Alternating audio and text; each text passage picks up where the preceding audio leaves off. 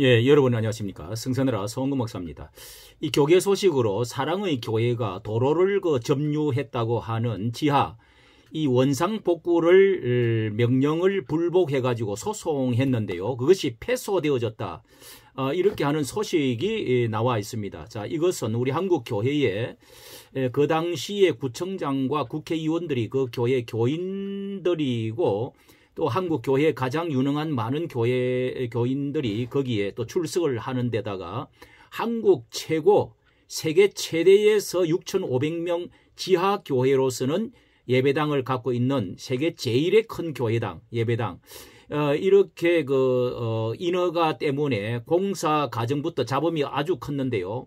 자, 이것이 강남 최고의 중심뿐만 아니라 이 오카는 목사의 유명한 제자 훈련에 그 후임으로 있던 교회가 자 이런 그 법정에 휘말려서 15년 동안에 자 이런 그 사건들이 어떻게 간단히 한번 살펴보도록 하겠습니다. 사랑의 교회 도로 점유 원상복구 명령 불복 소송 패소 뭐 여러 가지 이렇게 패소되었다 15년 동안. 자 여기에는 KBS에서는 사랑의 교회 상세하게 다루었는데요. 예배당 15년 갈등 7번째 재판 끝에 8번째 재판 시작될까 또다시 항소를 할 수 있는 기회가 또 있는 것 같습니다. 자, 이런 것은 행정소송으로 또 갔다가 법원으로 갔다가 이렇게 하는 가운데 자, 이게 서울시 그리고 서구청 그러니까 그리고 또 법원 이렇게 해가지고 왔다 갔다 하면서 아주 복잡한 상황을 띄었는데요. 교회 쪽으로서는 억울하다고 할 수도 있고 또 이것이 이 구청이나 법원이나 새로운 이제 법으로는 또 잘못됐다. 공공성이 있느냐 없느냐. 자, 이런 것들인데요. 한번 살펴보면은 자, 이런 교회 광경이고 교회 지하의 모습은 이런 것입니다. 지하의 모습은 자, 지하에 그러니까 전체 중에서 300평 정도 1100제곱미터 되는 가운데 300평 정도가 이게 도로를 점용했다. 이런 이야기인데요. 이것 때문에 재판이 계속되어지는데 그 내용이 어떻게 되느냐 하면은 이렇게 특혜를 의심했던 주민들이 마침내 주민감사 청구를 시작으로 2012년부터 소송이 이제 제기돼서 법정 다툼만 12년. 그러니까 7번의 판결이 선고되었고 이제 8번째 소송이 시작될 수 있는 상황이다. 이렇게 지금 말해주고 있습니다.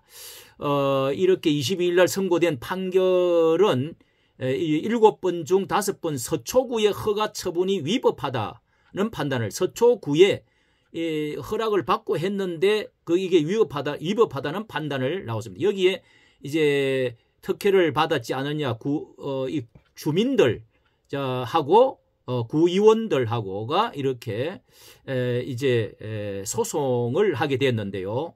문제를 제기해가지고 자 사랑의 교회는 현재 위치한 서울 지하철 2호선 서초역 근처에 예배당을 짓고자 2009년부터 토지 매입을 시작해서 작업을 했는데 2010년 3월에 서초구에 도로 점용 허가 신청을 내면서요. 건축 부지에 접한 서초대로와 반포대로에 반대편에 있는 참나래의 길 지하 부분을 예배당 시설로 사용을 해야 되겠다. 꼭 필요한 허가다.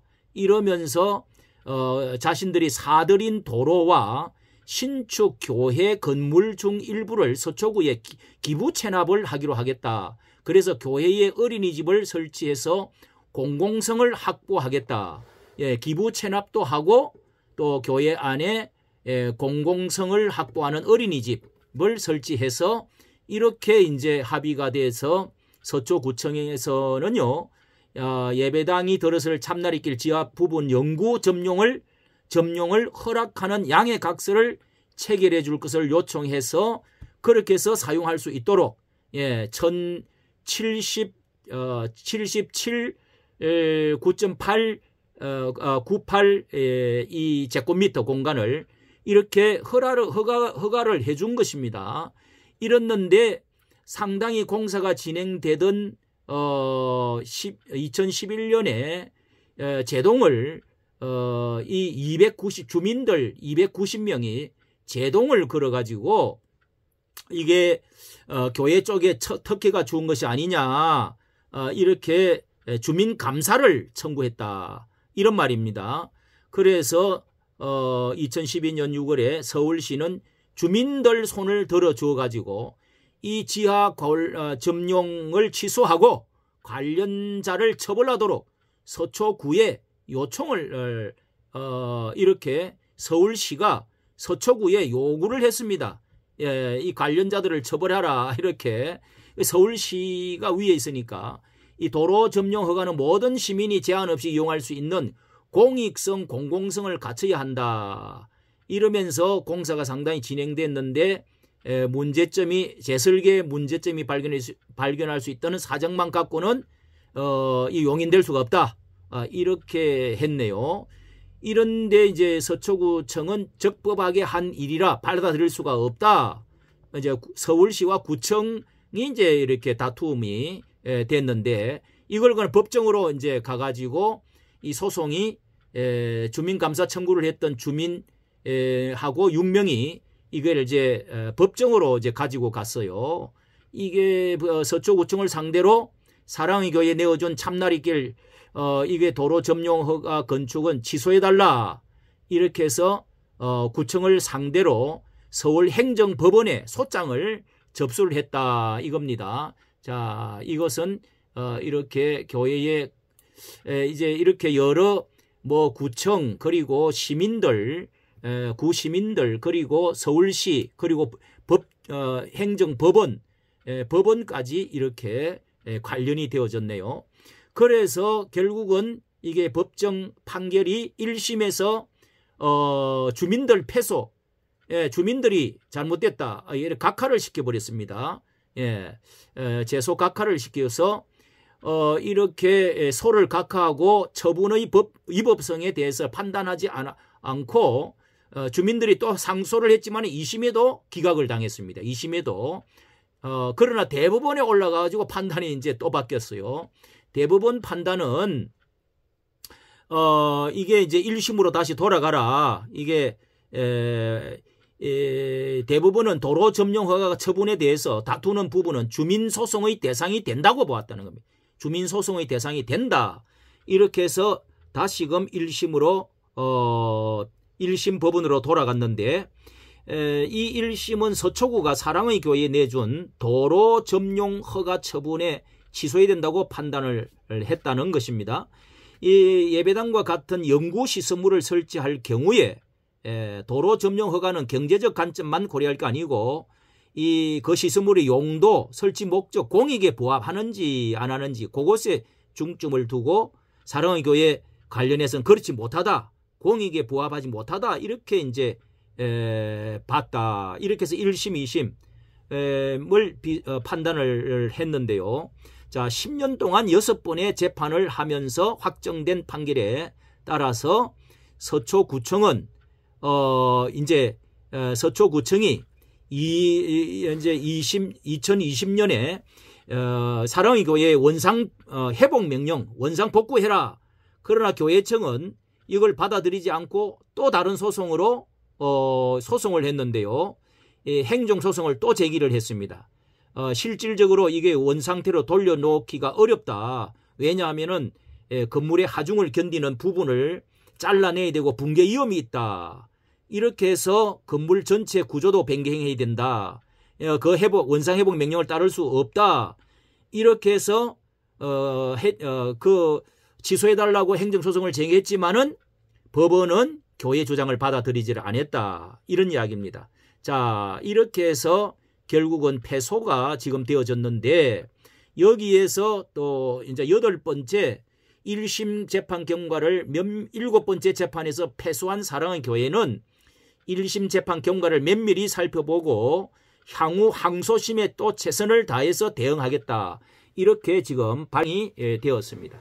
자, 이런 것을 보면서 이 교회가 참 이게 어떤 결과가 나올지 모르지만은 이 전임자와 후임자의 그 오 목사와 또 앞전에 옥 목사님과의 후임차에 그 상당한 견해차가 있어가지고 굉장히 또 논란이 있었고 이런 또 담임 목사 학위 문제, 또 그 미국에서의 그 어떤 이렇게 교회 취임을 할 때의 문제, 이런 것들도 뭐 있었던 것입니다. 어쨌든 우리가 이런 대형교회, 대형주의, 만몬주의, 또 외형주의, 이런 것들이 우리가 이 시대에 한국 교회에 갑자기 교회들이 너무 커지면서 확장을 하다가 보면은 이런 무리한 문제들이 생기는 것이, 어떤 결과가 나올지 모르지만은 정말 그 당시에 오카는 목사님은 이런 큰 교회를 짓지 말고 가슴을 치면서 정말 자신이 후회한다. 왜 이 교회는 본질은 제자 훈련은 대형 교회로서 교회가 1만 명 이상이 넘어가면은 절대로 이 제자 훈련의 가치가 상실되어진다. 그건 되지를 않는다. 이렇게 해서 굉장한 울분을 토했던 적이 있는데, 저는 이게 누가 잘못했다, 이게 지하의 점유가 잘했다 못했다를 떠나서 그때 당시에 이런 이런 대형 교회를 짓다가 무리가 일어난 것은, 저는 그런 주장을 했습니다. 1억 원씩 그 당시에 2,300억 원이라고 그랬습니다. 세계적으로 놀랄 일이었죠. 한국에서 제일 큰 비용이었고, 지하교회로는 세계 최대의 교회였습니다. 그런데 이게 2,300억, 지금 한 시설까지 3,000억 정도가 들었다. 그렇게 이제 이야기가 있는데요. 이렇게 1억 원씩 2,000교회만 1억 원씩 2,000교회를 나눠주면서 한국 교회의 본질을 살리자. 이렇게만 되어졌더라 했으면은 제자 훈련이라는 것은 본질을 말하는 것이거든요. 이렇게 되어졌으면 어떻게 되었겠냐. 제가 그런 한번 영상을 올린 적이 있습니다. 그런 생각이 나고요. 또 한 가지는 저희들이 신학교를 다닐 때 오래 전인데 목사님이라는 원로 목사님이 목회학을 가르치면서 교회 안에 우리 장로교는 더디지만은 이게 나중에 학원이 없도록 하기 위한 것은 칼빈 선생님이 삼심제로 대의정치식으로 이렇게 해서 당회를 구성을 할 때 삼심제로 해가지고 교인들이 다 교회에, 그러니까 세례받은 교인들의 위주로 모든 것을 거기에 더디지만은 반대하는 사람이 소수가 강하게 반대한다 하더라도 더디지만은 그것을 달래면서 천천히 해라. 그리고 예를 들어 우물을 팔 때 교회가 우물을 팔 때가 있었는데 그곳에 물이 나온다 안 나온다 전문가가 이야기를 한다 할지라도 교인들이 반대하면 하지 말 것이고, 또 목사가 그 우물에 대해서 전문가를 할지라도 그 안에 바위가 있고 어쩌고 하다가 불평을 하고 이렇게 되어져서 결국은 나중에 문제가 일어날 수가 있으니까, 성도들이 결국은 세례받은 성도들이 연초에 하는 이 당에 전체 교인들이 의견하는 시간이 있습니다. 이런 것을 의견을 물어가지고 그렇게 해야 나중에 목사가 전문가라고 했다가 바위가 나오고 물이 만약에 1%라도 물이 안 나오거나 하면은요, 이게 이제 목회 그만둬야 된다는 겁니다.